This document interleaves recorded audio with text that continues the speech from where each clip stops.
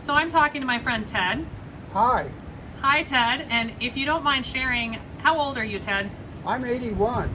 All right, excellent. I'm making a video about how older people in Ann Arbor are coping.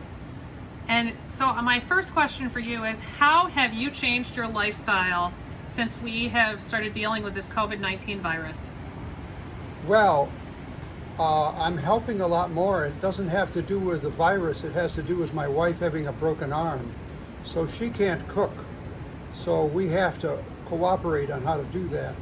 And the best thing we've discovered is she sits in a chair and tells me what to do. And then dinner gets on the table on time. It's wonderful. So now, if you ignore Pat's broken arm, Yeah. I'm curious, what other aspects of your lifestyle have changed since we're dealing Getting the with food to cook has gotten more complicated. What are you doing? So what precautions are you taking? Because you obviously still need food, you need groceries. What are you doing? Well, I've been going to various grocery stores that we like, and some are better than others at doing a curbside pickup.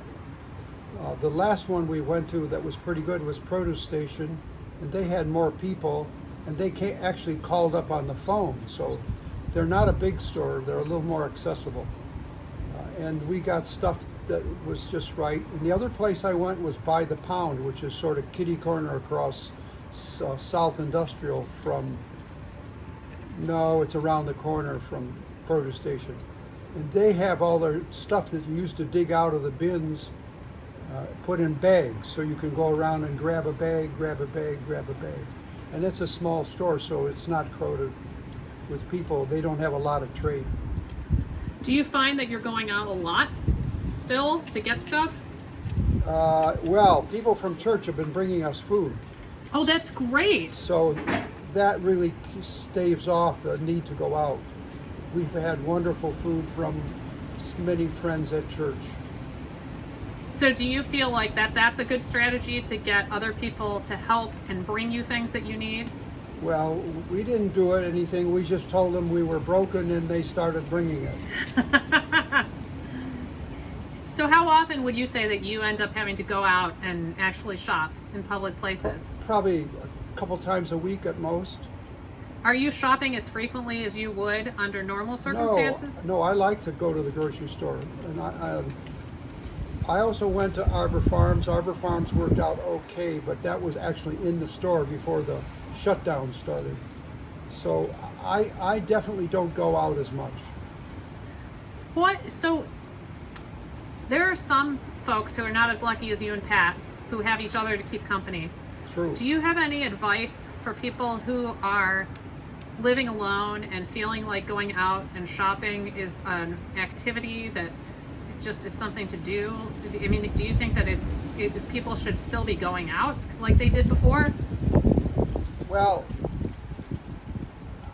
I think there are other tricks, like Kroger out here on Maple Road has all the stuff you need right at the front of the store. So you can go into the produce station and go and get a gallon of milk right there in the front aisle opposite the cash registers, and then zoom through a checkout.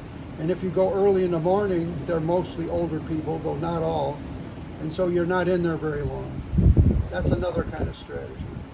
So how are you isolating? Like, what are you and Pat doing to make sure that you don't catch something from somebody else? We're watching a lot of reruns of NCAA basketball tournaments. We're watching a fair amount of TV, and then everything takes more time since I'm slow at doing it, so that keeps us busy.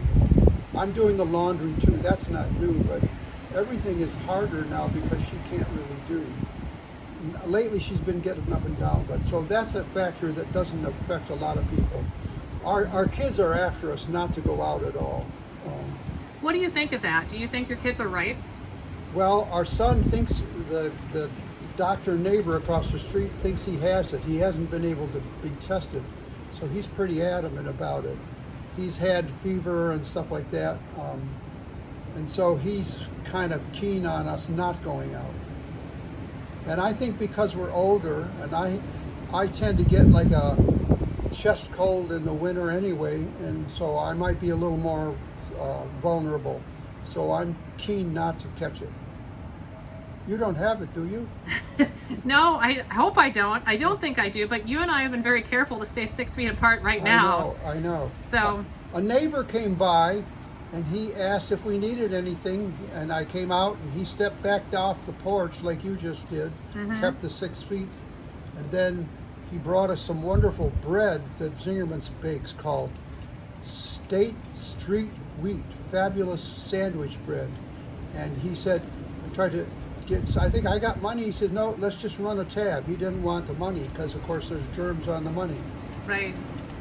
So that was another factor. This guy came by. He lives next door to you.